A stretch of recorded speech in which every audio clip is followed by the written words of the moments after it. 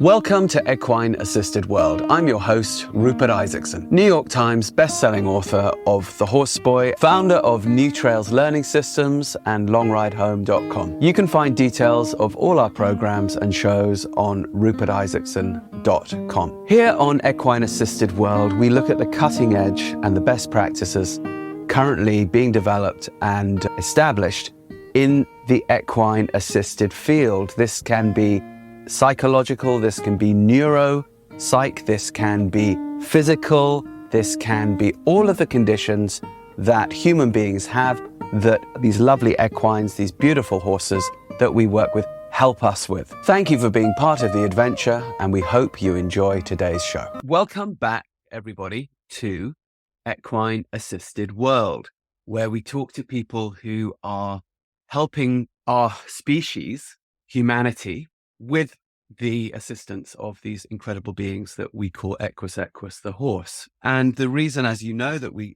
call it Equine Assisted World rather than therapeutic and so forth is because it's grown so exponentially to such a wide field in the last 10 years or so that to limit it to just one form of a therapeutic approach, of course, would not do justice to the universe and mosaic of really interesting work that is out there. And so with that in mind, we, as you know, look internationally. For the first time on the show, we're going to be talking to somebody in the Netherlands.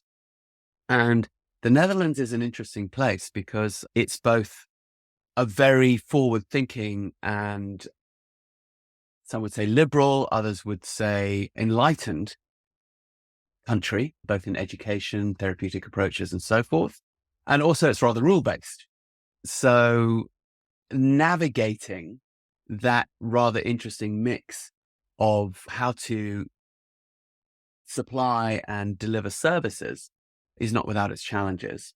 And yet at the same time, one is dealing with a country where the acceptance of alternative therapeutic approaches and so on is well established. And someone who's been at the center of that for the last decade or so is my guest today, Carola Beekman. Carola Beekman from the Netherlands, who has bootstrapped a really cutting edge approach to equine assisted work there over the last decade or so. And her organization, Maheo, which is near Arnhem in the eastern part of the Netherlands, is doing work both in and outside of the mainstream and in and outside of horse training, not just working with special needs, that brings really some unusual and very, very valuable contributions to the work. So Carola, welcome to Equine Assisted World. Thank you for coming on. Can you explain to us the word Maheo? What does it mean? Maheo is an Hawaiian or Polynesian word, and it means proud, pride. I saw it in a movie about a troubled girl went to a farm with horses, and that place was called Maheo. And I always told myself, if I ever get my own place, it will be called Maheo. So proud to be yourself, pride, and yeah. Yes, yeah. So to become proud of who you are. So we help you to become you and be really proud of yourself. That's a wonderful place to begin. Thank you so much for inviting me. I'm happy to be here. So can you tell us who you are and perhaps how and why you got into this funny old business of the equine assisted world? Sure. I live with my husband and my daughter in a little town called Drempt, which is about 20 kilometers from Arnhem in the east of the Netherlands. And I started my career as a teacher, and already during my days in college, I chose the path of the special needs kids. One of the reasons is I was myself a special needs kid. And yeah, after 20 years in working in schools, first as a teacher, then as a special needs coordinator, coach for teachers, etc. I did my school principal educational program and decided that there wasn't a school that I would like to lead because the way I wanted it, it didn't exist. So that was one of the reasons why I quit working in schools. And in the meantime, I've been also always been a horsey girl. I was the kind of girl who had her walls plastered with pony posters and would get any moment to go to a pony near to feed it a carrot or something and to give it a brush or whatever I was allowed to do. So I also really became interested in horse training. So at the end of my career as a school teacher, I was combining it with being a horse riding instructor. And for that, I did clinics abroad, went to all kinds of interesting places like South Africa, Kazakhstan, Qatar, Texas, South Africa, and Finland too. And that was cool. And then there came a moment where I could combine the two, the special needs kids and the training of the horses. And yeah, that's when this all got started. Tell me, you say that you were a special needs kid yourself. That's really intriguing. What type of special need kid were you? Well, it was, first of all, I really struggled to learn how to read. That was one of my earlier struggles. The other one was concentration. I was really good at concentrating where the fly in the classroom was, not as much paying attention to what I was supposed to do. I was also one of those kids who never could figure out when which subject would be. Like after a short break on a Thursday, everybody would pull out their geography books. And I was like, why are you doing this? And it turned out that every Thursday after the short break, we got geography. I had no idea. So the whole time and awareness, it just wasn't there. And the other thing that happened later in is that I got really badly bullied. And it became so bad, I got so stressed out that I lost all my hair. So at the age of 12, 13, I was completely bald. I just had one or two little hairs here in front, and the rest of my hair was gone, pure due to the stress of being bullied. That's Um, a very, very hard thing for an adolescent girl to go through, as you say. So you're saying right at as basis puberty hits, you lose yes, your hair in school. That had to yeah, be something of a nightmare, surely. definitely. And not just for me, for my parents as well. Of course, I heard that later, especially from my dad, how much he worried about me. But yeah, there were definitely suicidal thoughts at times, but I couldn't figure out how to leave this life without hurting other people around me, like my family. So that's what kept me going because I didn't want to hurt other people. But yeah, it was a tough time, definitely. Were you involved Yeah. in And horses help you get through that? yes, actually, I was in a pony club. It's just starting because I remember one time we had a jumping lesson and I was always there with my helmet on, right? So nobody really knew or saw. And we had a jumping lesson and I fell off. My helmet fell off, and one of the dads rushed to me to come and help me. And he was just totally in shock because I was bald. So yeah, I around that time I started to spend a lot of time with my neighbor's horse or a pony actually. Yeah, and that definitely helped me to have my happy moments outside of school. And also I was blessed in a way because I was in my secondary school. in my own small town, which was a blessing. And what's the opposite of blessing again? Yes. It was also not so good because, curse. Thank you. I lost the word.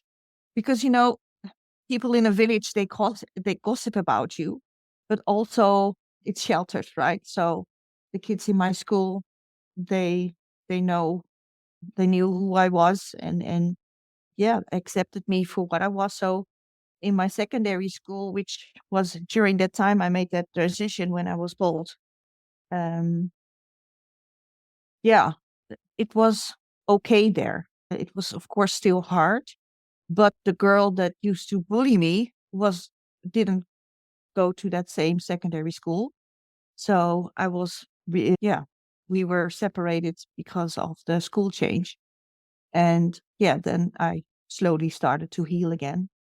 But that pony, every minute out of school, not having to do homework, I was there. So yeah, So you and the report pony. young. Just tell me quickly. I don't mean to make you dwell on a painful time, but obviously gives one No, great. it's okay. Yeah. How long did it take for you to get to a point where your stress levels, your cortisol levels, could come down enough that your hair could regrow and you could feel the confidence to then go on and clearly, do well in secondary, later education and so on, to the point where you could be thinking about becoming a school principal? Because obviously that takes quite a lot of confidence. Can you just talk us through a little bit about how that shifted for you? Because I think that will inform a lot about the equine assisted work. Yeah. Well, it took me about until the end of my second grade in secondary school, so about 2 years to get my feet back on the ground. And that the main thing why I remember that so clearly, because then my grades really went up. I remember the headmaster of my primary school said I should go to the lowest level of secondary school because I couldn't deal with more. And luckily, my parents supported me, and I went one level up. Um, and I really struggled the first 2 years because of all the stress and I now know all the cortisol. And at the end of the second year, my grades went up and I started to feel more okay. And during that time, I was really active in the pony club. And we had competitions nearly every Saturday, which we went to in a big truck, load up all the ponies, and go somewhere around in our area to go out for a day. And those Saturdays were a blessing for me to hang out with the horses and with my friends and do the dressage and the jumping. So I kind of lived for those Saturdays. Yeah, they really helped me through that period. Well, that is somewhat surprising because, my memories of competing as a teenager, which I did a lot of too, I found it quite stressful. How did you deal with it, given that you were suffering from stress, to the point that your hair had fallen out and so on? Did you not find the same stresses in the competition world of riding, or did you somehow manage to make some sort of separation in that in your mind? What was going on there? Yeah, I guess for me, the joy of being with my pony club, with all my friends, and also especially for the dressage part of it, I was pretty good. So I I didn't really have to struggle to get all my points to get to the next level. And I think that also did a lot with my confidence because, well, once I was like 16, 17, I rode at the highest level of my pony club. And I could kind of start helping and coaching the younger kids. So I think for me, the my mom, in hindsight, my mom said you were really nervous every Saturday morning. She couldn't say anything to me, and I would snap. I don't really recall that. How unusual for it to So listen, yeah. it must be true. So yeah, there was definitely some stress, but I think it was like more like a stage fright kind of stress, not really that uh, trauma stress. It's a different feel, Yeah, I hear you. at least for me. And Yeah. there's a bit of a clue in what you were saying there too. You said that you were really enjoying being with this group of friends in the pony club. So you found community and some sort of tribal, Yeah. familial support there. Yes. Why Yeah. do you think that? And the Go ahead. You go ahead, and I'll come back to this question in a minute. yeah, the interesting one is that the girl that bullied me in primary school was at the same pony club. But Okay. because we both were a bit older, yeah, we got along. It was my mom who really could never forgive her for what she did to me. But for her and me myself, it was a non-issue at that time, really. So You managed to make. I mean, That's I interesting. question. Yeah, I never asked her, but I actually don't think that she remembers it like that she bullied me. And later on, when I went to college to become a teacher, I also learned that it problem is with the one that bullies and not the victim of the bullying. That really gave me a different perspective on her. Like she lived on a farm. The rest of us all lived in the village. So she might have felt like an outsider herself and needed to, I don't know, make herself bigger and more important to feel seen or whatever.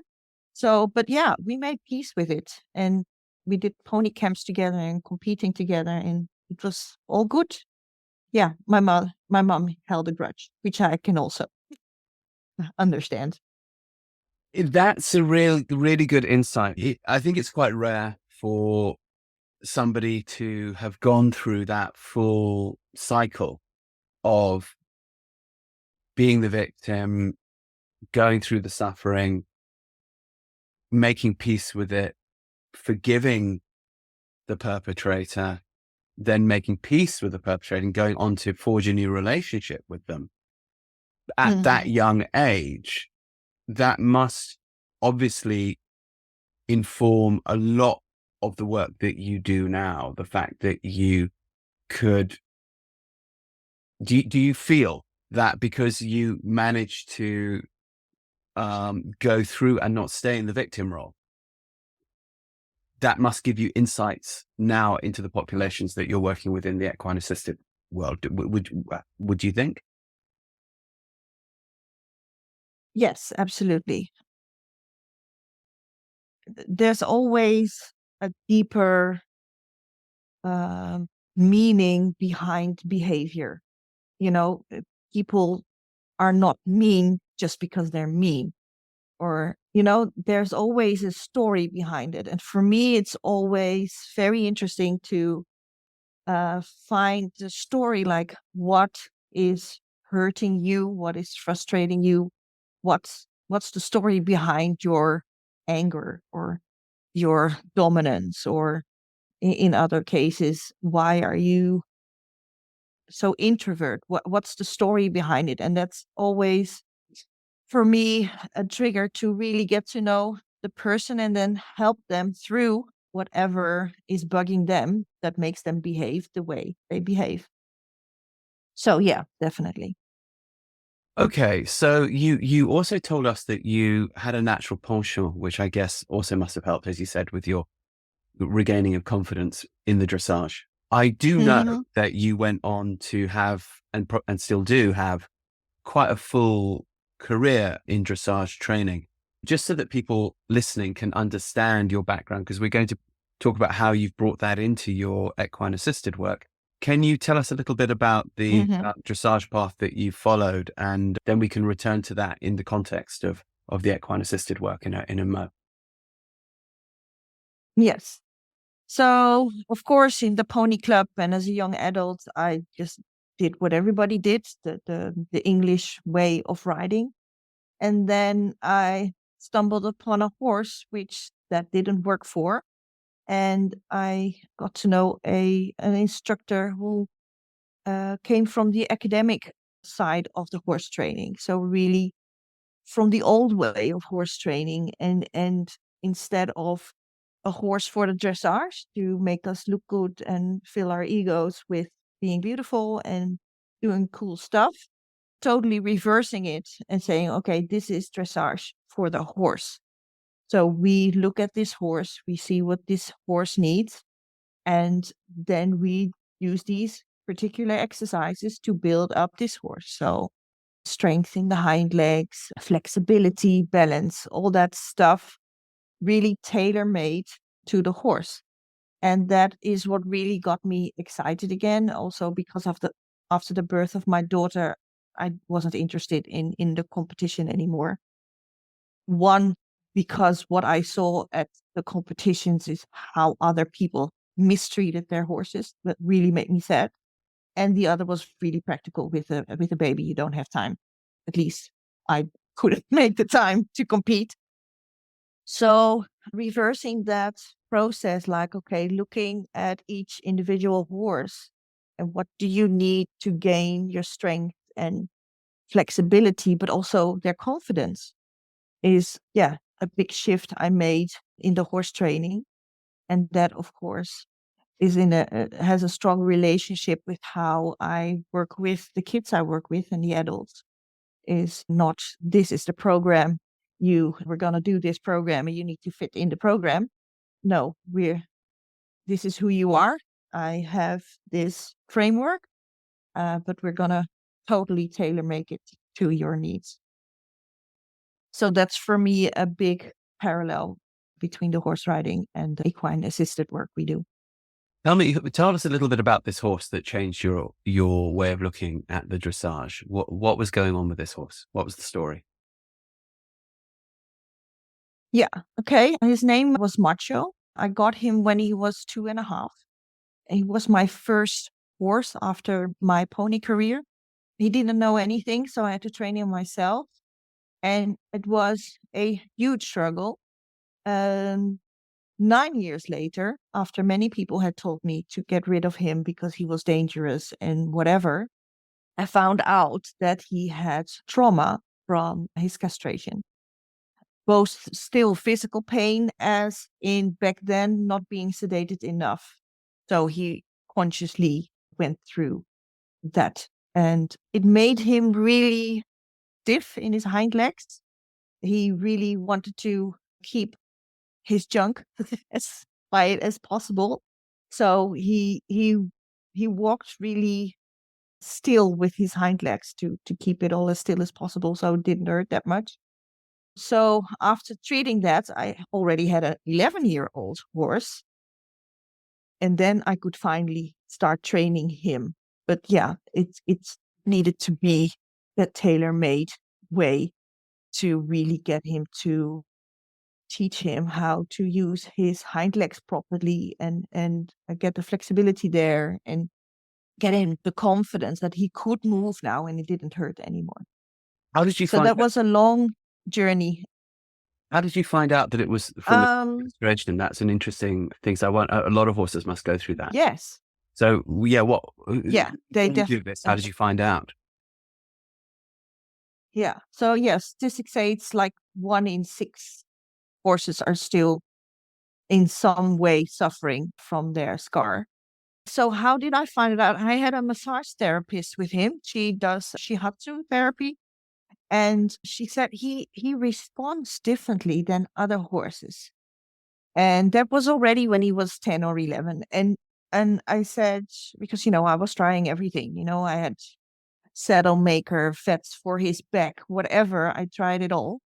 And then I said, well, okay, I have him since he was 2.5. Nothing really special happened. So if there is something, it must have been between his birth or maybe his conception and 2.5. So what happens in that period? His castration. So during the massage, she went with her hand towards um, his private parts and he just freaked out. I Interesting. said, okay, the problem is right there. And then I brought him to an holistic vet, and I had to put some um, special cream on the scar to soften the scar tissue. So that was one part of it. And he got like silver pearls, homeopathic pearls for the trauma release. And I didn't know back then what I saw, but he started to yawn and chew and lick and yawn more. So now I know what that all means, but back then I didn't. The stable owner, she came and stand with me. She said, "No, what's going on in here?" And I was like, "Yeah, he's being treated." So she already knew more than I at that time. So yeah, that was the start of his healing process. And he died one day before his 21st birthday, but I got him up to, well, doing all the highest level dressage movements. Well, yeah, was still crawling a bit forward, but up to that level. So yeah, he had a good life after his 11th birthday. So, but before that, it was a big suffer for him. Yeah. Interesting that you And I was grateful that I con- continued to search right, sorry, I interrupted you. not at all. I'm just finding it's very interesting that you had this early trauma yourself, which you then recovered from through horses, and then you ended up with a special needs horse who had trauma, physical trauma. Uh, Yes. but of course, the emotional Yeah. trauma is obviously a given with that kind of an injury. Yeah. And Mm-hmm. just an injury, an invasion, So you said that you found your way through also with the training with him. So beyond the actual treatment of the injury and the trauma, as you said, the release of the trauma, you also found your way through academic approaches to horse training. When you say the old way, I presume you mean the Baroque way, like the old masters way. Would that be correct? Yes, exactly. Yes, exactly. Yeah. And So what would you say um, marks that out so differently or particularly differently from the other more modern conventional forms of horse training that we'd see today? What's the main difference that you would think in terms of the benefit for the horse?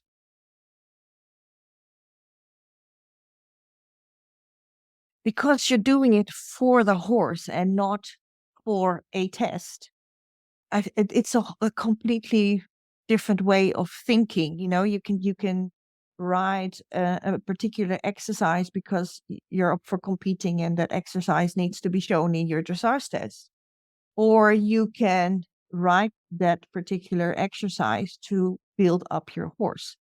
And for me, that's the main difference that I see, or I always look for. What does this horse need? And it can be in hand or lunging, liberty, ridden in the long lines.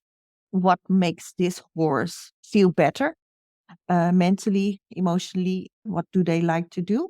But also what makes them stronger and flexible physically.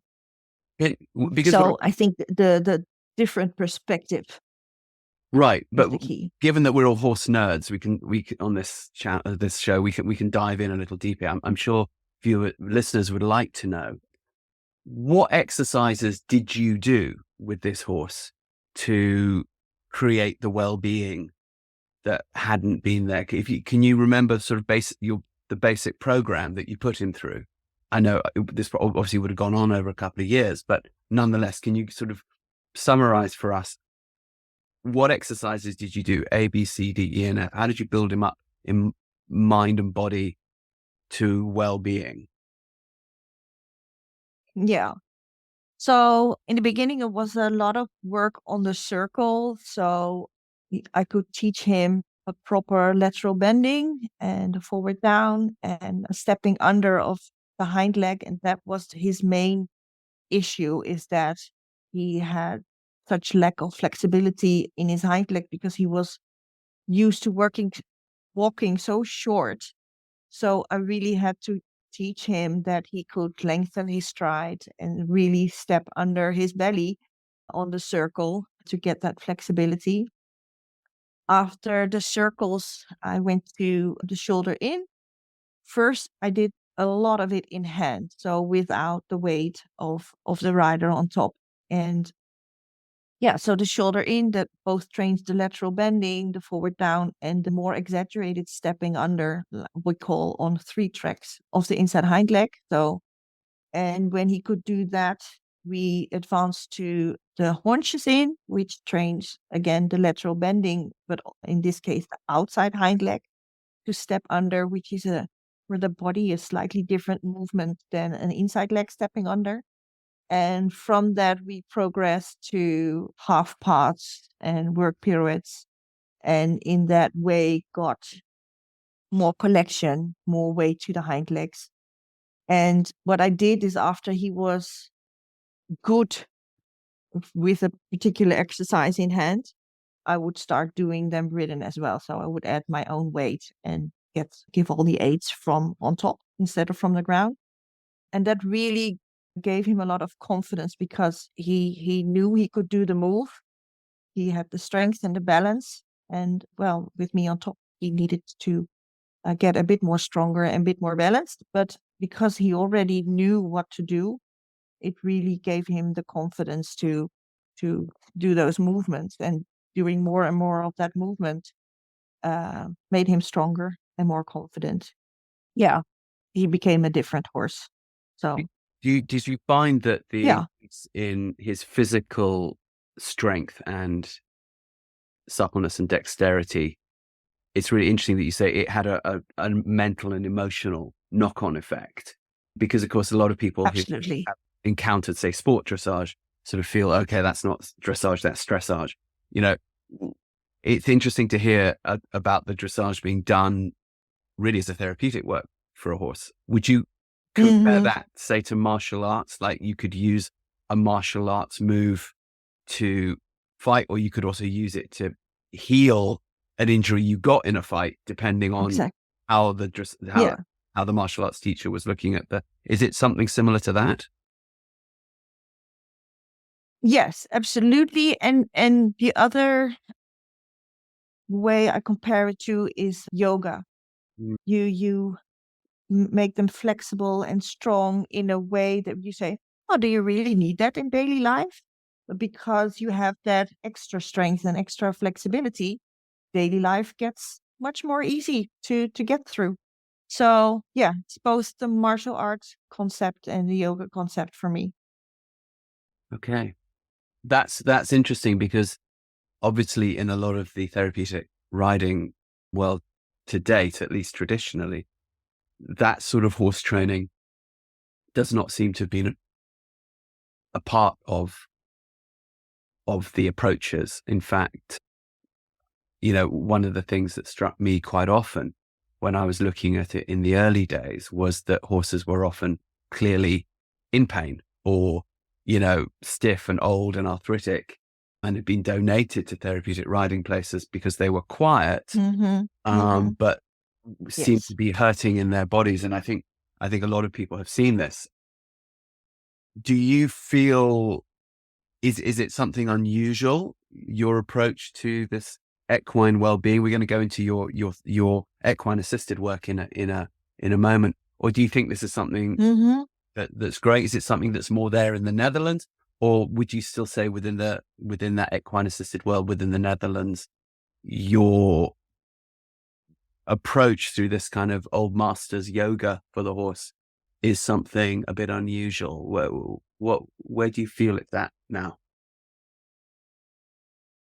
Yeah, there's definitely more and more attention for horse welfare in the assisted equine assisted world in the Netherlands. There are studies being done. There are rules and regulations, of course, because we are the Netherlands. But this way of training, yeah, I'm definitely pioneering in that, and I'm trying to bring it over to the the traditional riding for people with special needs. And there's definitely interest, but we have to see how we can build it in because of the time limits, as you well aware of. These horses need to work, and there's not always or always not time for extra time for training. So we are building the system, as you taught me through Athena, like, okay, how can we serve the clients and train the horses sort of at the same time? So I'm getting my feelers out here, and there's interested, and we're going to start off with the horse boy one with those instructors, and from that we will deepen and widen their knowledge, hopefully in the near future. So you feel that one can serve the client and the horse at the same time without there having to be a time conflict in the training? Can the training itself be Yes, the therapeutic session that you do with the client? yes, absolutely. Like the way we do the back riding, the horse moves at least in a healthy way. And if you make a lot of transitions and turns during all the play, you're also training the horse while he is carrying a kid and you on top. Same for long lines. Yeah, if you do it in a way that you can serve your client, you can also serve your horse because again, you through the ways that you taught us all, the horse moves in a healthy way, and when you Can you talk to us how add you on use the how do you use the lunging, the in hand work, and the long reining when you're serving clients? Can you for I think for a lot of listeners this might be something quite new. Can you talk us through like Mhm. session where you would be using those techniques as part of the client session? So I think in a lot of people's minds it's still leading horses around in circles with somebody on top. How are Yeah. you using things like lunging, long reining, and in hand work when you're serving clients? I think that would be really useful for us to know. Hmm. Yeah. So, for example, for the long lining, that ideally you go out on trails. I don't have many here. I can go around the village, but I do a lot of my work in the arena. So yeah, I use all sort of play equipment and also the letters in the arena, and I add numbers there, and then we can just we do games like tag or hide and seek and all kinds of variations in which the horse needs to go to the left or go to the right, do a little trot, do a little walk. I even have one that can do a few canter steps in the long lines. So you get the kid on top getting a lot of nice movement, imbalance, rhythmic, and the horse through all the changes of direction and all the transitions from walk to canter to halt to trot gets his training in the meanwhile. Okay, so And you're there's serving a both big at the same difference time. between that and leading the yeah. So when you're leading the horse, it goes a bit forward, too much forward down, and the child on top or the adult on top will lean forward with that and then they have to engage their psoas muscles, which gives them a stress reaction because that muscle and that stress reaction is directly connected. So you want the horse to be in a nice horizontal or even a bit heel up position to give the person on top the right balance and rhythm. That it's interesting So that you talk about while the doing psoas that, muscle there. yeah, Can you said the psoas if they if they yeah. tilt forward and they end up engaging the psoas muscle, some people might think, oh well, that's good, they're engaging a muscle. But you said no, actually that creates a stress reaction. Why is there a connection between Yes. tensioning up the psoas muscle if the horse is on the shoulders like that and stress? What's going on there physiologically? Yeah.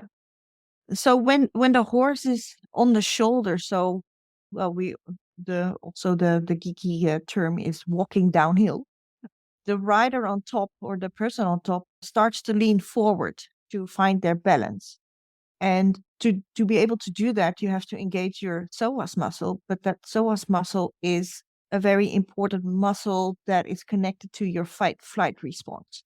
So when you are in danger, you need to engage that muscle to either flee or start fighting, or freeze is another response, and a very extreme response is faint. And that creates cortisol, a stress hormone. And that is what our population of clients really struggle of.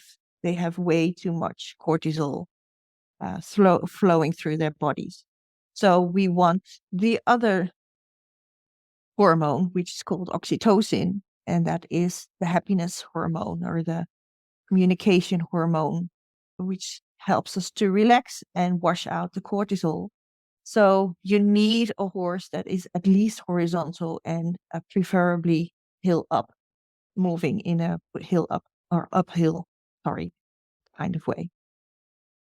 So that the person on top can relax Yeah, themselves. I see. Okay. exactly. Yes. So that's interesting, because I guess in a lot of the traditional therapeutic environments, it's been the opposite. It's been about leading horses rather than, say, putting a horse in the long reins to affect that balance. Yeah. And you're putting your clients on top of the horse while they're in the long reins so that they can achieve that oxytocin and response and the release of the psoas muscle. Yes. Is that correct? So that's interesting work. Do you also can you get your clients to a point where they can also be the one not just sitting on the horse in the long reins, but maybe doing the long reining or doing the lunging or doing the in-hand work? Can you make them part of the team in that way? Yes. So I have a couple of girls who are in their late teens, early 20s, and they really are getting interested in the horse training part. So with them, I teach them how to lunge and how to do a shoulder in hand and how to do a haunches in hand, and I tell them what those movements do for the horse. And that really also builds up their own confidence because they are now training a horse. How cool is that? Yeah. So, and in the meantime, they're moving around a lot outside in nature, helping themselves, getting a lot of happy hormones, the oxytocin, and gaining confidence and becoming a part of a community here that takes care of our horses. So I always boost them up like, okay, thank you for training my horse. And now they can do a better job at helping the small children. So, yeah. Okay, so your old That's client can end up serving your younger clients and the horse at the same time. yeah, that's what I hope to achieve. So now it's still separate. They train the horses and the younger teams come at a separate time. But yeah, in the future, I could see that happening, that those two moments will start to merge together. That's obviously very evolved work to bring this old Baroque way of training, maintaining the horse into the therapeutic sphere like this. What got you to make the shift from, okay, I'm a dressage person with my own background in some trauma. I've got this horse that's had trauma and I've healed this trauma. I now decided to not go off and become a school principal, but I've been working with special needs kids. One would think, oh, no brainer, to bring all those things together. Yet clearly that happened at a certain point in your life. At what point, what year did Yes, you make the decision, okay, I'm going to pull all this together?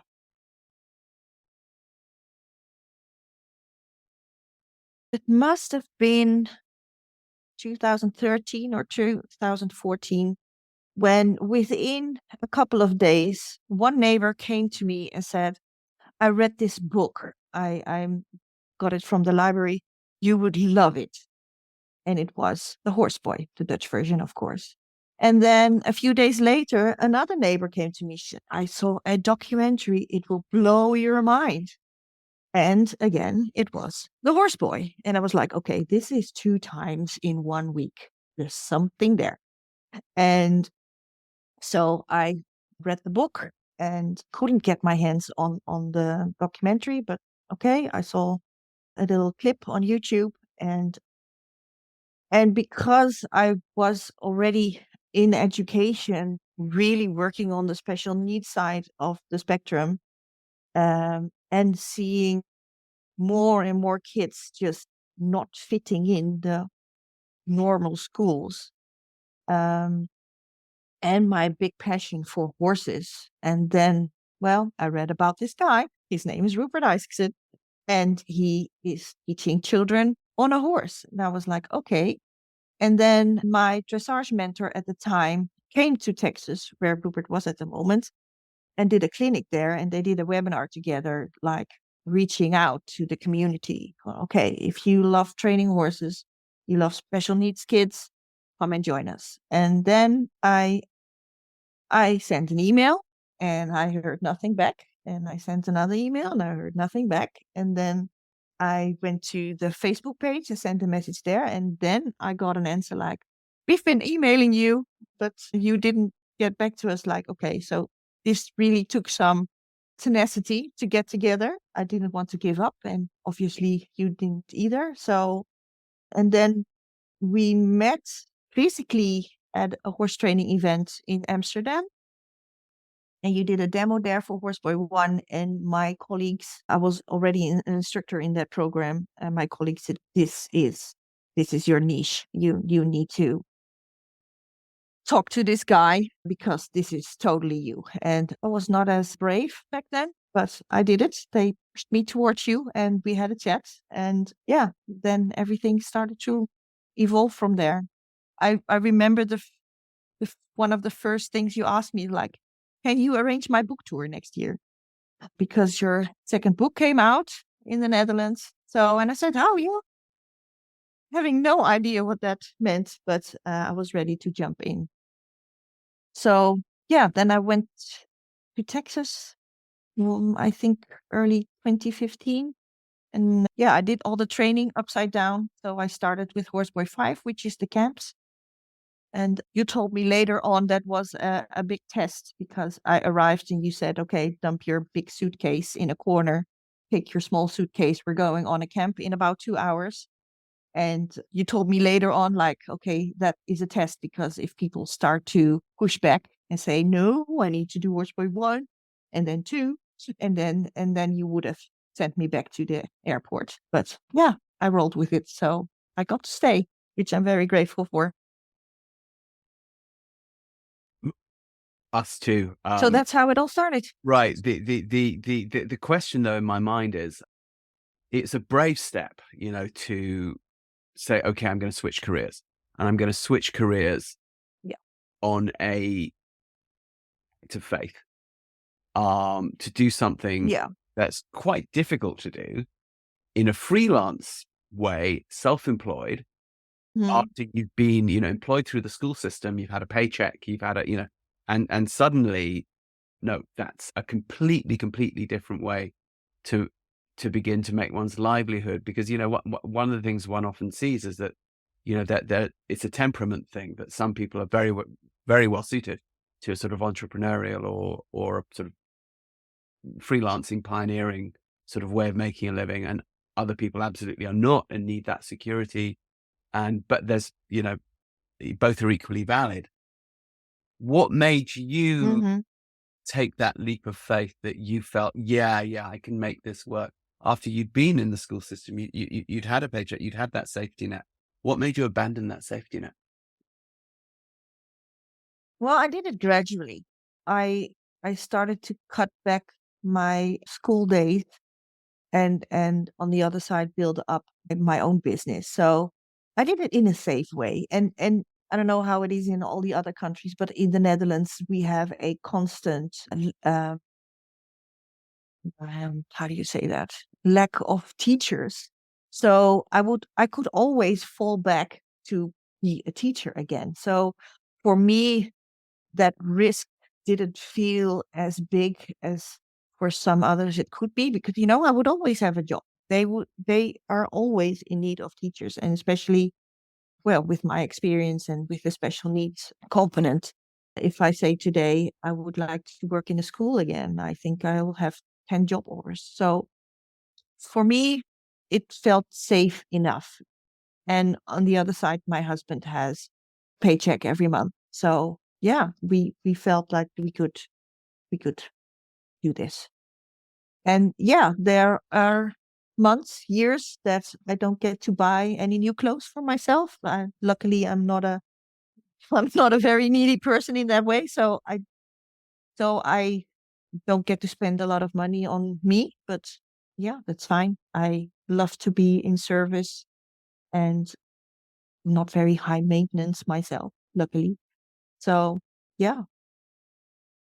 So you dive in, you start your therapeutic program. Tell us about the how you got that off the ground, because a lot of people will be listening who are considering making that leap. What were the first? Tell us the stories of those first years. Who were the clients that jump out at you in your memory? What was the type of client you were mainly finding yourself meeting? What were the challenges, both in terms of the organization of it and in terms of your horses and that sort of thing? What the unexpected stuff? So, who did you find in front of you as a client? How did you get it going? And yeah, what were the challenges? How did you meet them? Yeah. So in the early days, most of my clients were either very young and nonverbal, kids with autism. And for me, biggest challenge, the very biggest challenge was to get over myself and start asking for help, because this you can't do by yourself. It's not possible. So it took me a long time to get my act together and start asking for help. And the funny thing is, I posted something on Facebook like, okay, I'm going to do this. Who would like to volunteer here and there? And I got, like, within an hour, 6 horsey people I knew from back way when, or from now, that says, yes, I would like to help with that. So that was a big challenge for me, because I was so used to doing everything by myself. So that was a big uh, thing for me. So yeah, the challenges of these first couple of kids, yeah, becoming verbal, which is, it's still miraculous every time you see it happen. Yeah, luckily we never get used to that. It never becomes normal because it is special. Where was the But first yeah, that became seeing verbal par- like that with the horse? Talk to us about that moment and what was happening with that child, that story. he was a boy, uh, the very first one. His parents called him a runner. They were actually afraid to come because he would just run away everywhere and anywhere. He was obsessed with traffic signs.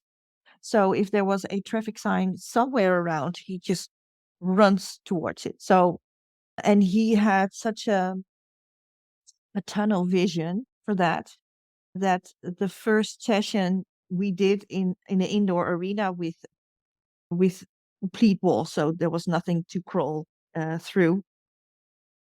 Also to keep the parents assured that their kid could not escape. And but the funny thing was, in that session, I had my horse in there, just standing there with some hay, and he just did not see her.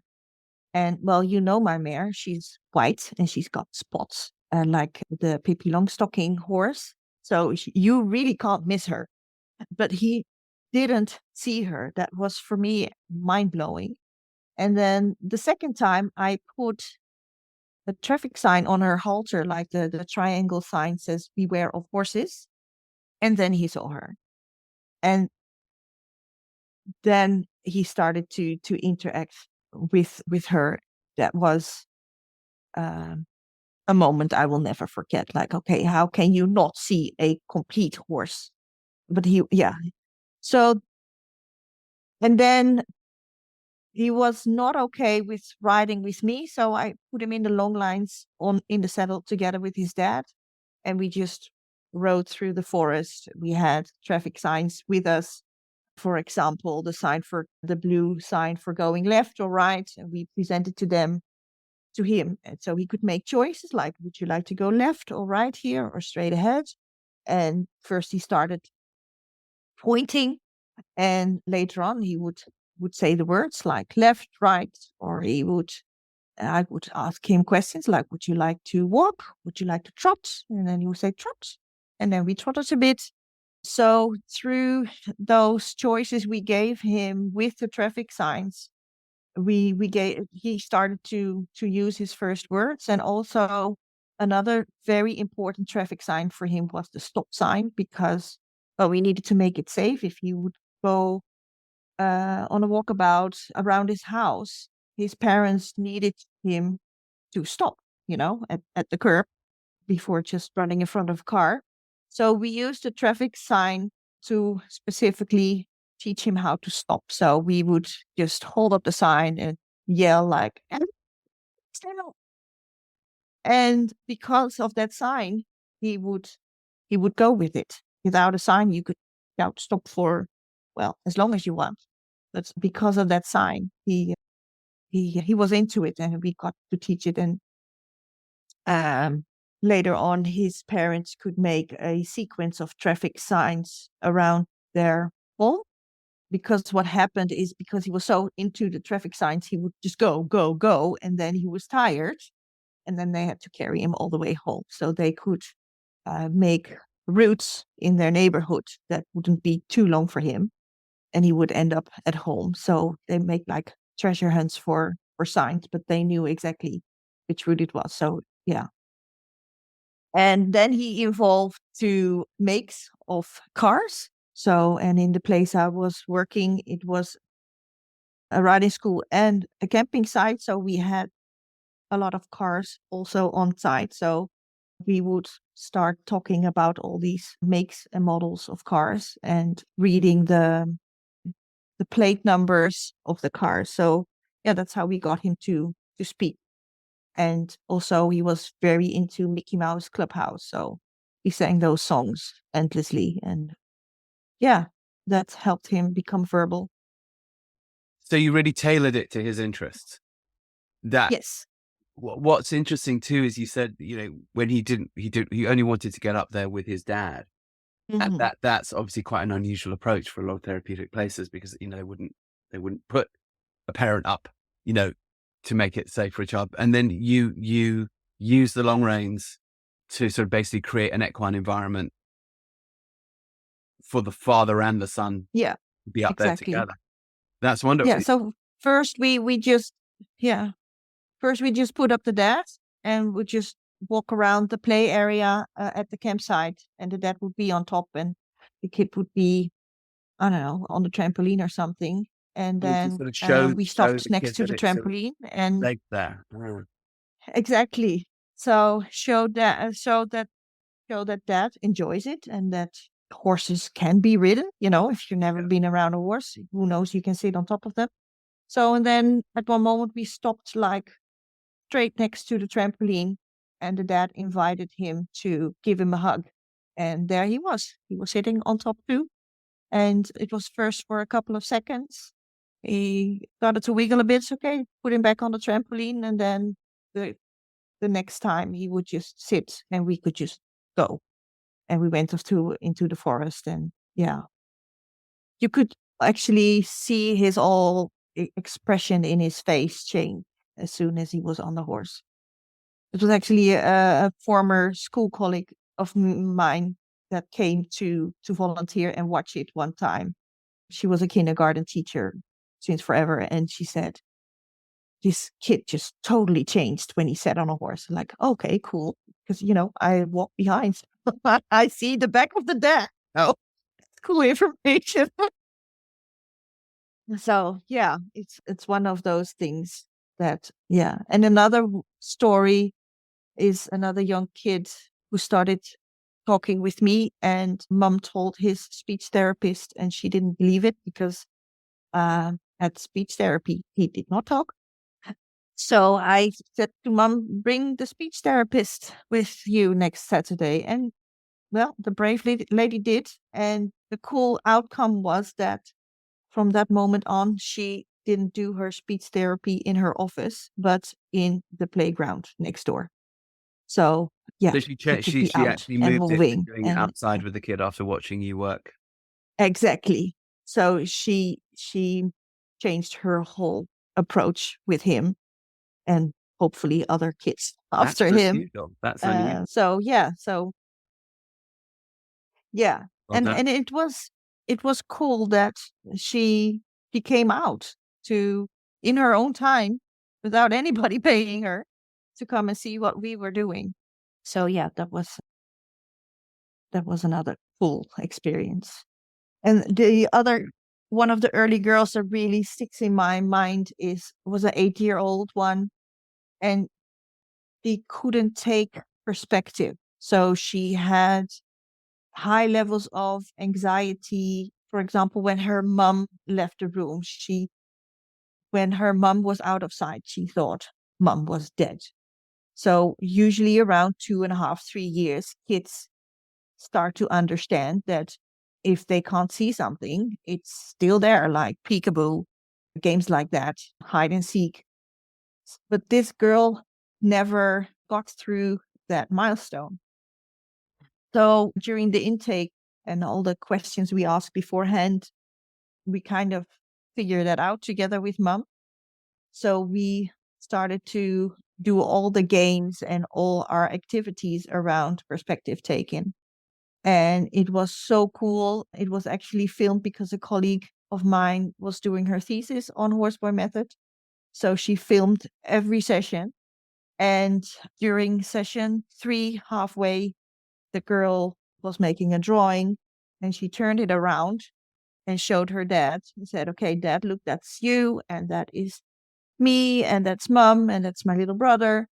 And my colleague and I remember so clearly, she was filming over my shoulder. I looked at her. She looked at me like, wow, she got it now. She now understands that if you want to show something to somebody, you need to turn it around. But of course, it's much bigger than that because mom told us that she could leave the room now and she could take the walkie-talkie up to the attic and do some laundry while the kid was downstairs playing. And that was impossible. They went to the cinema.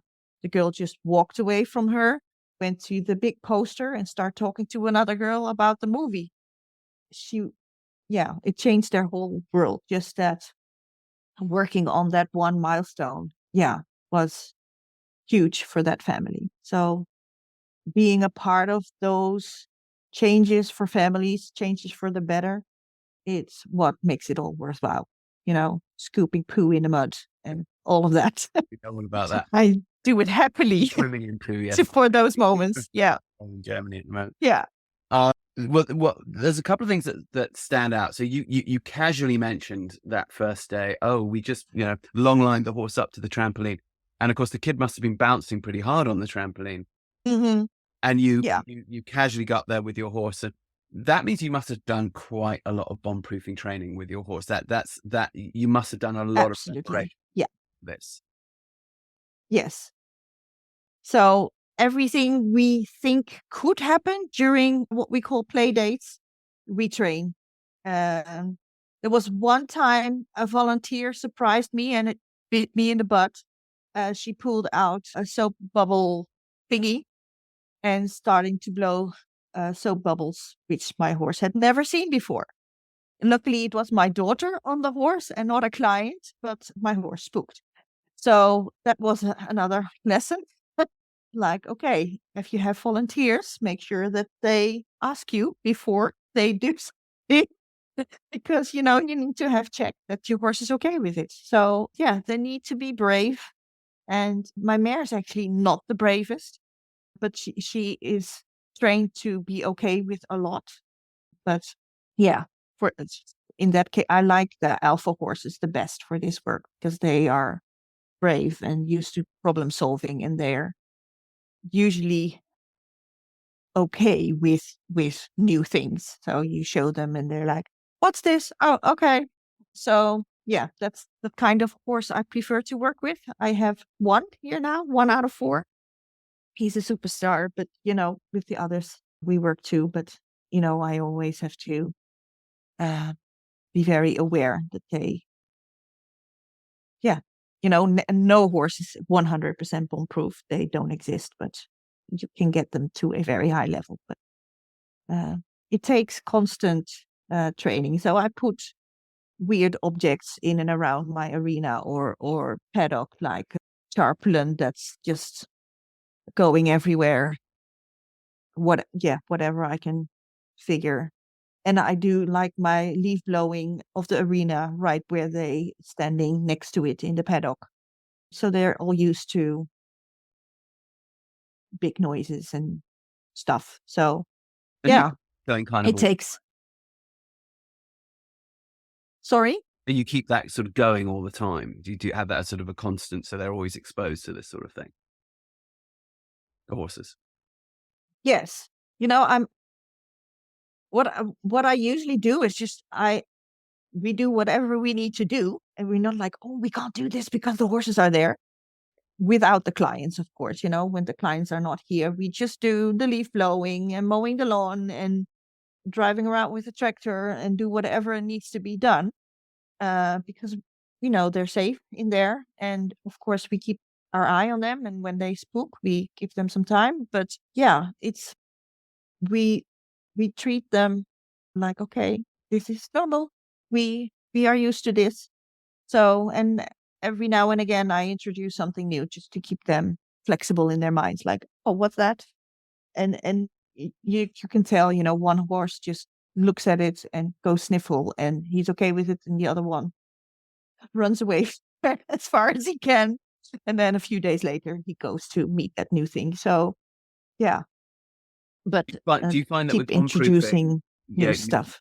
you have to keep it going as a constant? I mean, that's definitely something we've found, is that when it comes to keeping our horses bomb-proof, we can't assume Yes. because they met a red umbrella and were okay with it 3 months ago that they don't have amnesia Yeah. about that Yeah. 3 months afterwards. Yeah. Hmm.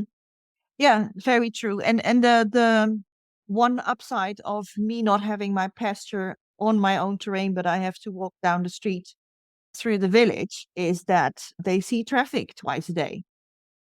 And it's tractors, Mm. big trucks, cyclists, umbrellas, or when a new girl is born, there are pink flags in the street, or when there's carnival, the garbage cans. So they see that every day, and we never know what we see. Some things are always there and some drive by as a surprise. So that's kind of like, for the big stuff, a constant. Yeah. Right. I think I that's prefer to something. call it bravery training, by the way. Right, absolutely. I think it's a great word. It's something which I think isn't talked about enough with bomb-proofing, bravery training, uh, desensitization. People have these different names for it. Is that often Mhm. there's an Yeah. assumption, do it once, that's it. And of course, what I found, and I guess you must have found over the years too, is that no, actually, one needs to kind of do refreshers fairly regularly, Yes. or Yeah. the horses can decide, no, actually, I'm scared of that thing I wasn't scared of, 10 minutes ago. You Yeah. said something else, Very true. but that kind of thoroughness of training, I think, is something unusual within the equine assisted world. I think that quite often I've seen people really working within sort of bubbles. And then, of course, if something unforeseen happens, which inevitably it's going to at some point, and particularly if one's working Hmm. with an autistic population, or somewhere the client themselves is going to Hmm. do something pretty unpredictable, that then the horse may or may not be ready for that. And it's a wonderful thing that you're covering those bases, from the get-go. There was something else which jumped out to me about that first story. So you said, on that first day that he was in there, you had the horse available. There's the horse eating hay. They're in the arena. Okay, there's wall, so the kid can't run away from the arena, but he's running. When he wasn't going to interact with the horse that first day, What was your strategy? What did you do to get interaction with him? Say, okay, well, if the horse isn't going to work, what other tricks have I got up my sleeve? What did you do to establish a relationship? Yes. Well, it started with the preparation. We didn't have an empty arena. So with the jumping poles and cones and traffic signs, we made streets and junctions. So when he came in and he saw that play area, he was instantly in play. So all we had to do is shadow him and verbalize what he was doing and what he was seeing. Um, So you and set what up the street signs my and all of that experience, in the arena before he went in.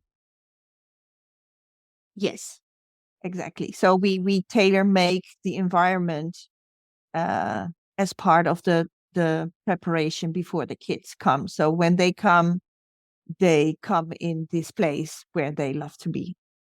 And it can be anything and everything. It depends on their interest.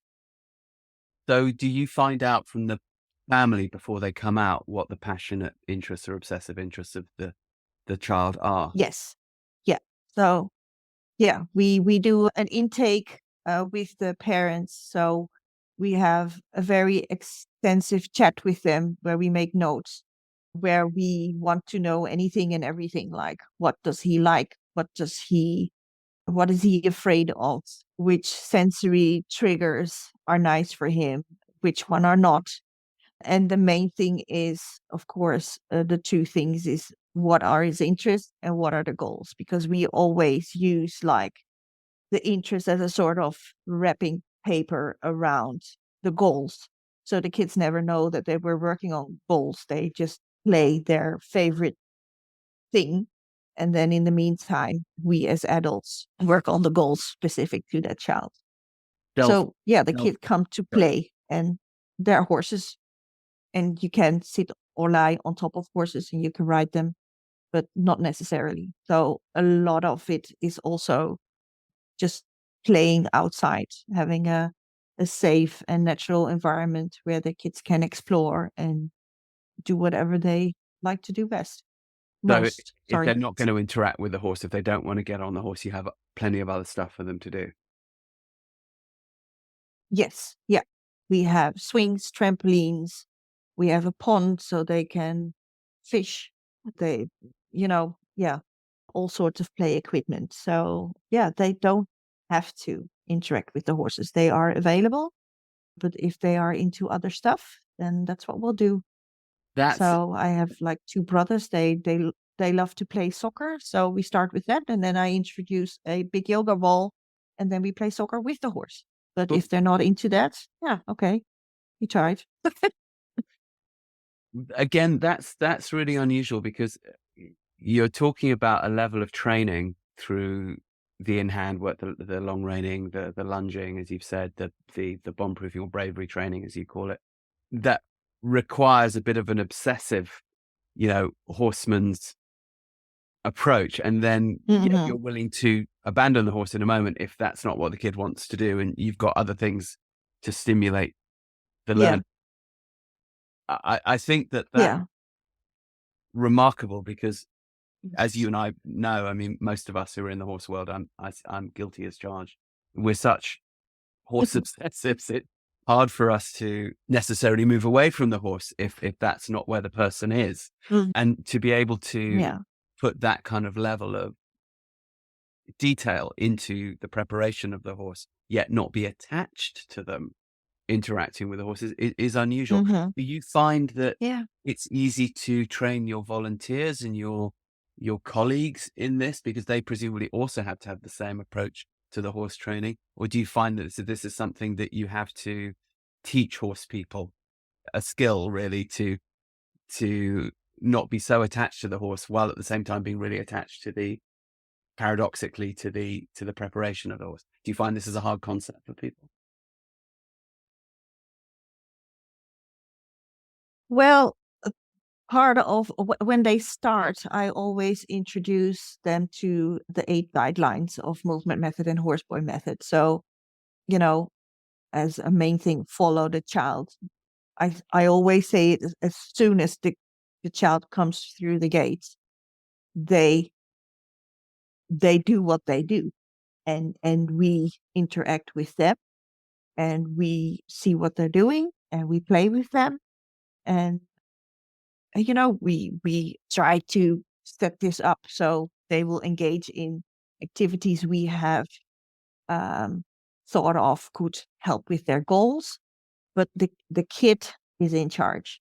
And that for some is a very new concept because, well, especially in the Netherlands, there are many rules and regulations, and school system generally around the world is okay. Teacher tells you what to do, and you do it, or at home, parents tells you what to do, and you do it. And so to totally reverse that, but I find it that because you totally reverse it, they get it.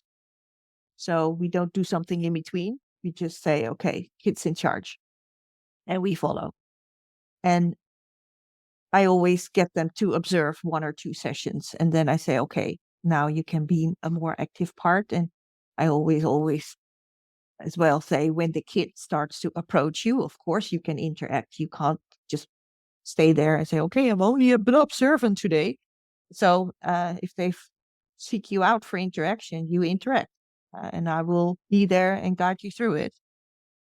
So yeah, to totally reverse that concept of being a leader normally, but now give that leadership to the child. Yeah, they usually get it, and also because they see the joy and of the children, and they see it working. You see that it works, so you don't have to question it.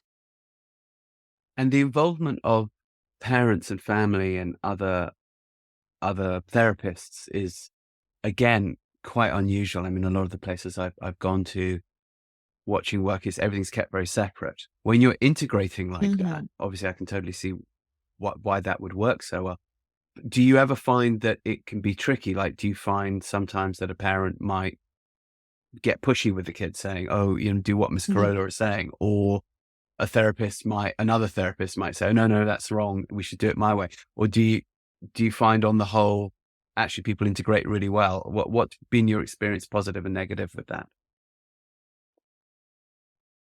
Well, the positive is because I explained the 8 guidelines as well as to the parents. Also, of course, the neuroscience behind what we do, but also the volunteers and the colleagues. And okay, this is how we work here.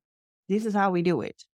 And usually they just go with it. And there's one time I later found out that this was a dad with narcissism. I didn't know at the time, but he, despite me explaining the neuroscience and the 8 guidelines, he just the first couple of times he went with it, and then he he decided that I was wrong and he was right. So yeah, that family didn't no longer come because the boy also, loyalty to dad. If dad says it's not fun, we're not going anymore. But he turned out to have a narcissistic personality disorder. So that was the one time I was like, okay, I don't know if I would have more knowledge about narcissism if I could have avoided that situation. But his ex-wife said he had XYZ therapist, and he all went 2 or 3 times to that person and just went away again. So I wasn't the only one. Um, so that one still puzzles me a bit. Like, okay, could I have handled that differently? But usually they respond very positively to the approach we have. So here's another question. I know that the Netherlands is a little bit like Germany, where I am, where in some ways it's really good that there's understanding from within government of the value of equine assisted work, but at the same time, unless one goes through very, very set pathways, which then can end up being quite constraining to find the funding. How do you find the funding? Because you're very much pioneering, this much more child-led approach. How do you find the funding to make that happen within the Netherlands system? I think a lot of people would be quite Yeah. intrigued to know. Yeah. So in the Netherlands, every municipal is responsible for the well-being for everybody who lives in their community. So the funding is very decentralized. So it used to be through the national government. Now it's with the municipals. And well, they went through a learning curve and now decided that it's for them easier to only work with big contractors, so with big mental health care organizations. So for people like me who are independent, what we now have to do, so like before I could be like a main contractor for my municipal. That changed now. So now I have to find a big organization to be a subcontractor with. So you have to And partner up and subcontract. Okay. yes, exactly. And then every municipal has like a welfare team. So when there's a kid who has challenges, the family can go to the welfare team and they get a counselor. And with the family and the counselor, they see which kind of care guidance would be helpful. So the other thing is I need to get myself known with those welfare counselors so they know that I exist because I'm a subcontractor, so I'm not like on the big list. So yeah, that takes some time for people to get to know you. And then when you have some successful clients who with very happy parents, happy clients, and goals met, then your name starts to get around. So it takes time to make yourself known, and the paperwork takes time, and yeah, you really need to dig into it. Some choose to not work with the funding and say I only take private clients so that the parents fund it themselves.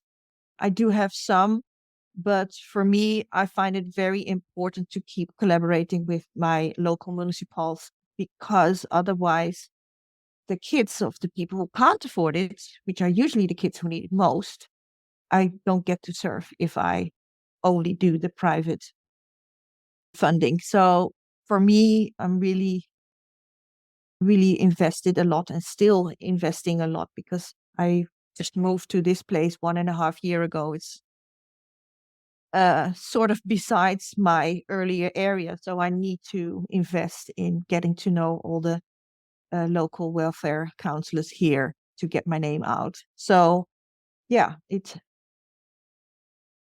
takes a lot of tenacity, but for me, it's worth it and important to especially need reach those kids that need it the most. So what you're talking about here is a sort of bureaucratic stuff Yes. you've got to do on top of Mm-hmm. running of the barn, the, looking after the horses, the training of the horses, the, obviously the serving the clients, and you've bootstrapped this up independently over a decade or so. Mm-hmm. What about burnout? I mean, this has been a lot of work, a lot of responsibility. Have you experienced that? And if so, what have you done about it? Because I think this is something that faces a lot of people that are getting into this. Yes. Yeah. And what would your advice be? Yes. So yes, that happened. Christmas 2020, we drove home from my mom's and I just started to cry and I had no idea why and I couldn't stop. So after some time, I met with a psychiatrist and I had the very nasty combo of depression with burnout. And which is tricky because for depression, they say, okay, go out, move, be in nature. But with burnout, if you do one step too many, you take 3 steps back. So to balance that out was a very tricky and long way to come back from. And well, at first I definitely couldn't do without the medication. So I started with that, and they knocked me off my feet every time I had to go up my dosage. It took me a month to get regulated again. So that in itself was a very hectic time. And I slept and I slept and I slept, and I was up for about a couple of hours a day. I drove to my horses, usually crying, went there, took care of them, and drove back. I could hear one playlist of music. I couldn't um, bear anything else. So, and I ate some, and I took care of my daughter, and that was it. And the rest I slept. And so And that was a how long dark did time. how long did that really extreme crisis time last? I would say about a half year So before. Yeah. in that time, you presumably had to put your therapeutic work on pause. Yes. Yeah. Yeah. I couldn't work. So luckily, I'm a member of what we call in Dutch a broodfonds, which translates to bread fund. It's a group of entrepreneurs who put money aside in a locked savings account. And when anybody out of that group gets ill, we donate money to each other. That's interesting. Um, That's yeah, something. Is that a tradition within the Netherlands? it's new-ish, but it's way cheaper and better than your disability insurance, because especially in the horse business, I tried to insure myself, and it would have cost me 800 euros a month. Okay. So because I work with horses, that's a high risk Ah, business. yes. So through this broodfonds, we help each other, and we also have network meetings, so we know each other. So that makes it more like a tribe thing or a community thing. Like, okay, we take care of each other. It's not this big insurance company who gets to make a lot of money over our backs. And Is there any sort of government or oversight over the pulp fund? I mean, or is it just like what's to stop somebody from running off with the money, or like how's that organized? yeah. No, everybody has their own savings account, but they're locked. So I can't get money out of it. So I can put money into it every month, but only the secretary of the treasurer of our broad fund can get money of gets yeah The key. gives notice to the big organization. So like, okay, this person needs a donation, and it's all in um you when you make a lot of money, you donate more than when you make a little bit money, you donate a bit less, and then or put less in your savings account. So it's all like balanced out. Like, And was this a fund that already existed, or was this something you put together with a group? no, it's an existing thing in the Netherlands. Did you So choose to pay into? yeah, I so see. you pay like a monthly fee, or no, you pay yourself in your closed bank account. You pay yourself, but the treasurer can get money out of it to help my colleagues. Got it. And so there's sort of legal oversight of this. Yes, it's all with the taxes and everything. That's all figured out. So it's all. How long has this been a thing in the Netherlands? I don't know. I should look that up. But Like, yeah, was there are it when quite. you were a girl, or was it be like 20 years, or what do you think? I heard about it just before I joined, because I saw this thingy that there was a meeting for new members Okay. to tell us, what is this about? And I was like, okay, I don't have an insurance yet. Maybe this is a It good was idea. news to you when you first heard about it. Yes. Okay. So maybe it's something relatively recent within Yeah. that's 20 I years. don't know, maybe 5 to 10 years or so. Okay. I'd have to Okay. look it up, but That's really interesting. I just sort of want to do a bit of a heads up then to the listeners. Listeners, do you have, if you're listening from another country, is there anything similar to this? Because I have not heard of this before. I no. can't I don't think this exists within the UK. I certainly don't think this exists within the USA. I haven't heard of it in Germany. Maybe it's there. Tell us if it is, because this is really useful information, I think, for Yes, people who are doing this sort of work that we're doing.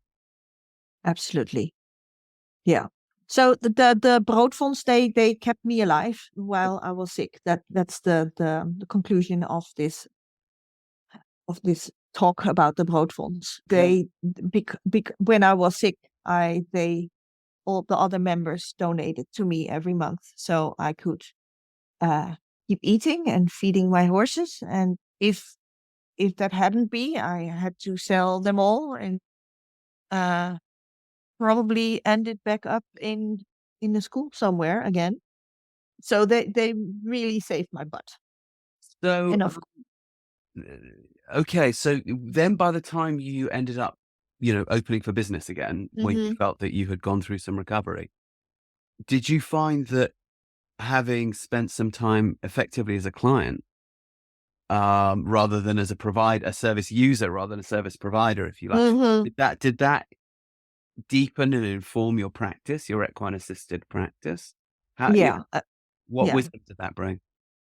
yeah. It makes you more aware of what families deal with, go through.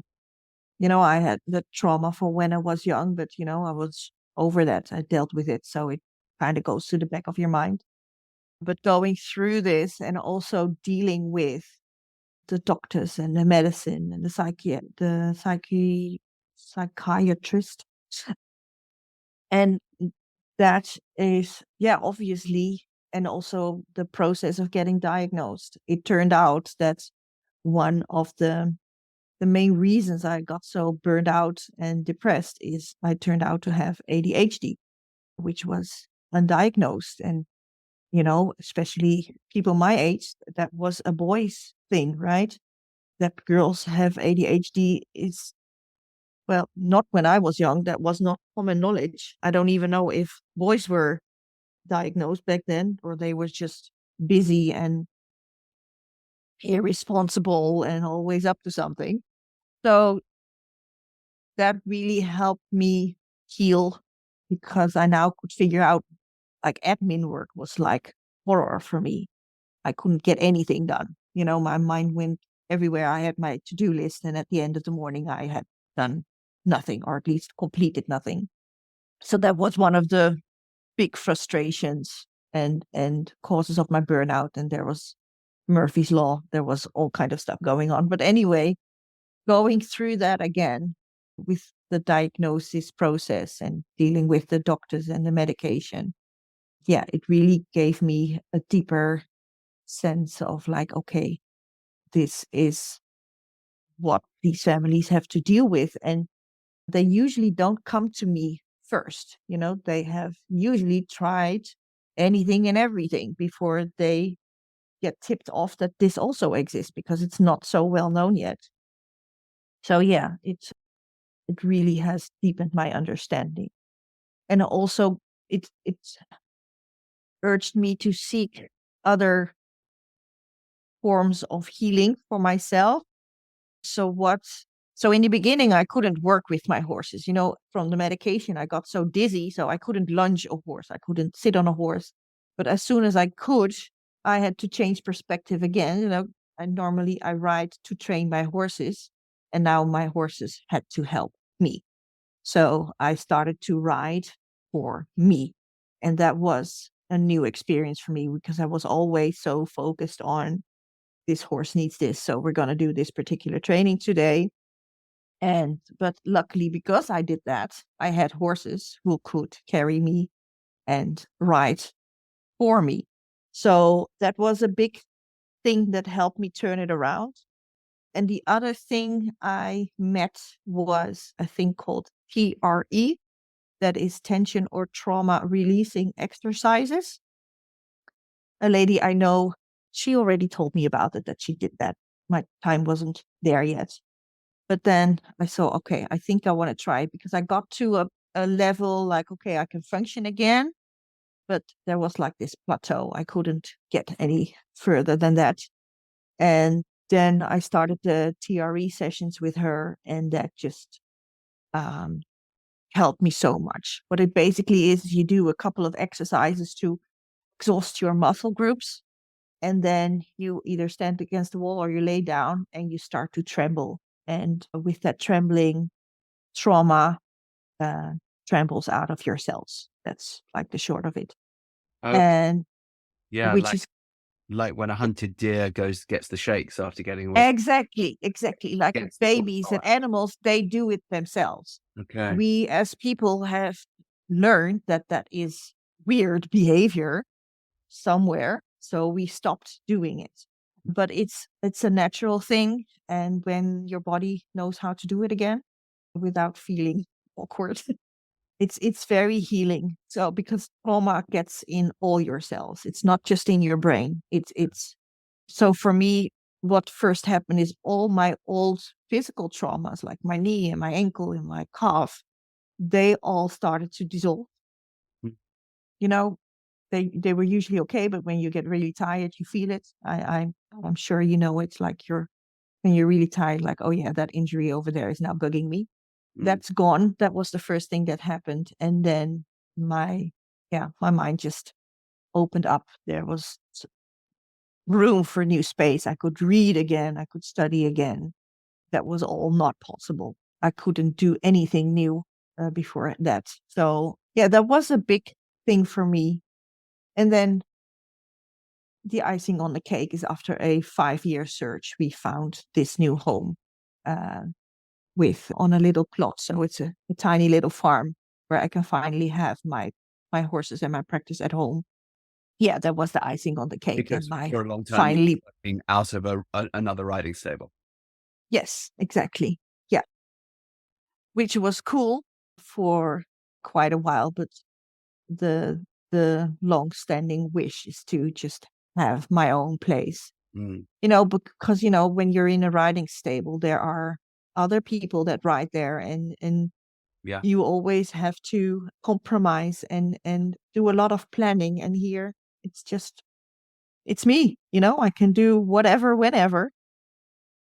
And it takes a lot of work that comes with it. But, I do it for ourselves. It's our own place. So, and I love to be outside. And Yeah, that's something definitely which I've experienced both sides of. For years and years, we had our own place in Texas, and then to Germany, young kids. So suddenly it's like, well, no, let's not immediately start another farm. Let's work out of a riding stable. And that was it. It worked. We learned how to dance that dance that you're talking about around other people whose attitudes and horses may not be quite as attuned to the needs of the clients as one might like. And now I'm back to having my own place again and can control the environment. And there's definitely, I'm very, very glad I went through that education process of no longer being complacent and being able to understand that when people are working out of riding stables, which a lot of people have to, how much kudos to give them that they can get that work done, dancing around other people. But yes, it's definitely so much nicer if one can have control. So now there you are, you've come through, you built the thing, then you collapsed, then you built it up again. And here you are now, here you are stronger than ever with your own, operating out of your own place, doing this cutting edge work. I also know that you have recently, despite being a maverick and having gone outside of the regular, therapeutic riding associations, systems, and so on, as many of us have, and have made it work, you have now actually begun a collaboration with the Royal Dutch Horse Association, which would be the equivalent in the UK of the British Horse Society or Horse Sport Ireland or the US Equestrian Federation. You've suddenly found yourself, interestingly, back with the mainstream. Can you tell us a bit about this collaboration? What is it? What's it doing? And how'd you get? So what we just have established recently is a new collaboration with our Royal Dutch Horse Association, which for the Dutchies is KNHS. We now have jumped through enough hoops to become part of the mandatory training for continuous professionalization for instructors. So in the Netherlands, you become an instructor, but then you have to keep up your knowledge and skills. So there is a select group, no, not a group. There are selected courses you can do to get points to keep your license as an instructor. And just last week, we got the notification that we are approved for that program for Horseboy Method 1. So which means that now we can bring Horseboy Method 1 into the riding schools, the general riding schools, of course, but especially the riding schools for special needs people. So the Therapeutic Riding Center. And what really, for me, has been a drive to do that is what we talked about earlier, is that sometimes what we see in those riding centers, it's the calm older horses that work there, but they have their issues, and that's why they're quiet. That can be. But what we also see is that the horses don't get better from that work, they get worse. So they get worn out at some point. So to reverse that, or at least help to keep those horses in better shape, or get them in better shape, I'm very passionate about bringing Horseboy method to those riding schools, so they can see a new way, another way, which doesn't take more time, but it is so much better for the welfare for the horse, but also because of the oxytocin effect we talked about earlier, will get more benefits for the riders. So yeah, it's very exciting. We're going to start training in February at a therapeutic riding center. So yeah, I hope it's going to be a success and get the word out that there is another way, which helps to, yeah, to have the horses happier and healthier and get better results. So yeah, you have to be the maverick, and then in the Netherlands also be willing to go back into mainstream and see if you can, on the edges of mainstream, make the mainstream a bit wider. So that's the next big project. Edging the mainstream's comfort zone a little further out. Exactly. Yeah, just nudging them out of their comfort zone. So yeah, I'm very excited about that.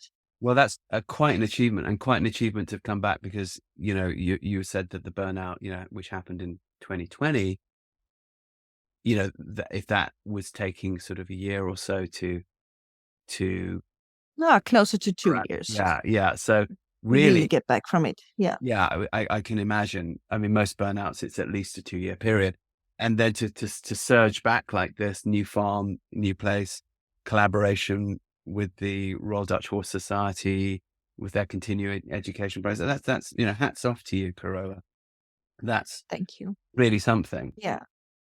We are coming out of towards wrap up time. Mhm. Is there any way people can contact you, whether for trainings, whether for inspiration, whether for advice, whether for, obviously, if they want to bring their children or young adults to you as clients? How do people contact you? Where do they find you? Yeah. Okay. Yeah. There are several ways. Of course, I have my own website, carolabeekman.nl. I'm on Spell that Facebook for us. as Carola Beekman. How do you spell carolabeekman.nl? Oh, yeah. CAROLA and then BEEKMAN.nl. Okay. So the same for Facebook. I'm also on LinkedIn. And we also have a Facebook page called Horseboy the Netherlands. I'm one of the admins there. So if you reach out to there, you will get me directly, or people will refer you to me. And there is a brand new website, totally Dutch, that's called movementmethod.nl. We have been working on that with 5, 6 colleagues for a while now, and it's not completely finished, but it's up. And so on the contact page, of course, you can also reach me, and that's info@movementmethod.nl. So yeah, that's how people can find me. And of course, through the ntls.co website, I'm on the providers page and also on the trainers page. Can I give you a little big? So I want to do a little big ups for the listeners in terms of not just the work with special needs, which I know you're extremely good at. You're also a very, very good producer of horses in your own right. And Carola has been very modest in the course of this interview, listeners, but she mentioned very briefly some of the international work she's done. But one thing I can say is that I know relatively few people who can really rehab and muscle horses to the extent that I have seen Carola do it. Carola, I've seen you take a number of horses which were absolutely messed up in the back and in the hocks and in the stifles and turn them around into meta horses. And a lot of people who know the work that I do with horses know that, for example, with my lunging work, I am a absolute flag flying user of side reins, etc., etc. And so, of course, there's always this controversy between should you use side reins or should you not. But I can absolutely say that Carola is one of the few people I've seen who, without the use of the side reins, can absolutely miraculously turn a horse around in terms of its muscling and in the lunging. And the reason I'm saying all this is that if you're looking for help, advice, training, don't just go through it's not confined to the equine assisted work that she does. I really would wholeheartedly recommend Carola, because she's not going to say it herself. So I'm bigging her up now. I would really wholeheartedly recommend you, Carola, if someone's got a horse that needs training or rehabbing, whether or not you're in the Netherlands, because I know that you can do this. She also hasn't said this because she's too modest. I know that she can do this long distance through WhatsApp and online training programs. So give us your website again, Carola. CarolaBeekman.com. Okay, very Carola. So if for English you just spell Beekman, then Beekman, you get it right. Beekman. And it's all little letters, right? CarolaBeekman.com. Yes. And there is an English section on my Dutch website, so for all the horse training stuff. So yeah. So do reach out to her, people, because she does know her stuff. And I have watched a number of horses that were not, I would say, the most obvious contenders turn under Carola's tutelage into, like I said, meta horses, including that black and white spotted mare, which she referred to, which was probably one of the weakest backed horses I've ever seen when you first got it. And the way you turned that horse around was, frankly, astonishing. So hats off to you. Thank you. Pleasure. All right. Any last words before we sign off? No, just thank you for having me. And please reach out if you want help or advice or coaching. I'm very eager and happy to share all the knowledge. Well, thank you for coming on the show. We're going to head out now and get horses in from the field in the rain and take them back to, I'm sure you're going to do the same thing because it's raining crazy here in Northern Europe at the moment and has been for the last 6 weeks. I'm sure some of the listeners will know exactly what we're talking about. And we look forward to just keeping tabs on your work and seeing how you develop further. Yeah. Okay. Thank you so much for having me. And it was a pleasure to chat. Likewise. Okay. Speak soon. Speak soon. Thank you for joining us. We hope you enjoyed today's podcast. Join our website, newtrailslearning.com, to check out our online courses and live workshops in Horseboy Method, Movement Method, and Athena. These evidence-based programs have helped children, veterans, and people dealing with trauma around the world. We also offer a horse training program and self-care program for riders on longridehome.com. These include easy to do online courses and tutorials that bring you and your horse joy. For an overview of all shows and programs, go to rupertisaacson.com. See you on the next show. And please remember to press subscribe and share.